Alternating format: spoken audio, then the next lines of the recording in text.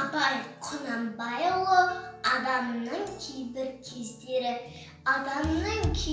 кездері көңілде алаң басылса, Тәңірінің берген өнері көк бұлттан ашылса, сылдырлап өңкей келісім тас бұлақтың суындай кірліге жүрек өзісін талмас әсте жуынбай.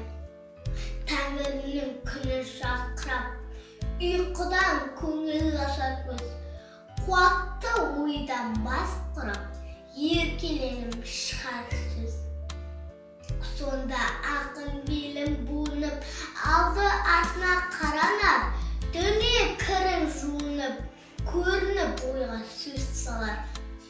Қыранша қарап қырымға, мұңмен заңды қолғалар, кектеніп надан зұлымға, шиыршық атар толғанар.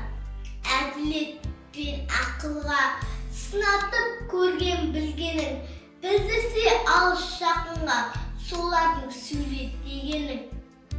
Ызалы жүрек толы қол, улы сия ашы тіл, не жазып кетсе жай